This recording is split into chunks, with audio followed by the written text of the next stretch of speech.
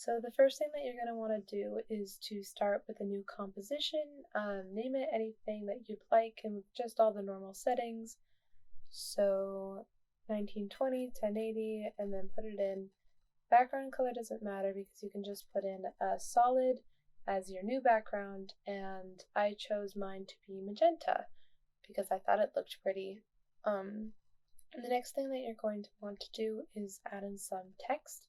So here you can see I'm just writing out drip because it was the easiest text and was applicable. And then you just press Option Command Home in order to center the alignment, and then just do the align center and align vertically and horizontally. And then I just shifted mine up so you could see more. Next, you go to the effects panel and then you do CC Smear. And you can just search up smear. I already had it queued up, and then you just put it in. And then you go over to the side panel with the effects panel, and then you go from, and then you place it on where you want the drip to start, and then just do it a little bit above the bottom of the letter, and then put the 2-1, you go over there, do the same thing, put the 2-1 right outside of the composition, and then I set my time to 15 frames so it wouldn't go immediately.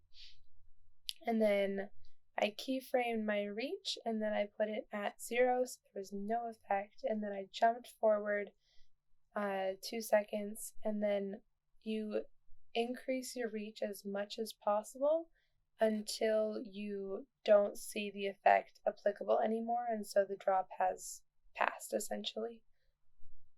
The next thing that you're going to look at is going into the graph editor, but you can see that I forgot to ease my frames, so I just did that and then did ease. And then so when you go back into the graph editor, it's going to have a parabola shape, as you can see there. And so then you take the left thing and then move it all the way over as much as you can.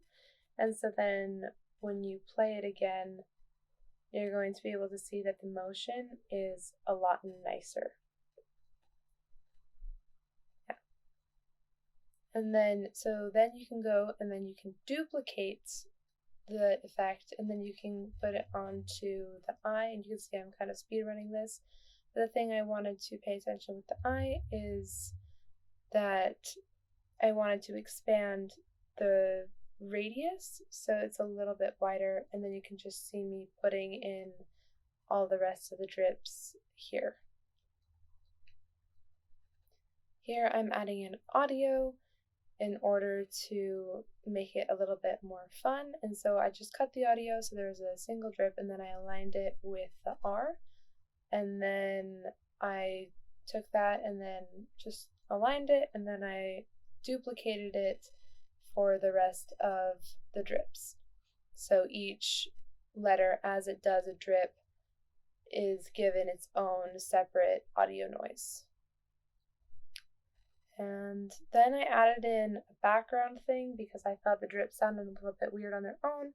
And then I added another one because the first one also didn't sound great on its own, and then the combination of it sounded pretty good. So then that was done. And then I just collapsed everything, and then that's it. And then you can go into the export, and then here I did the render queue, but you can do veneer encoder, and then yeah, you're done.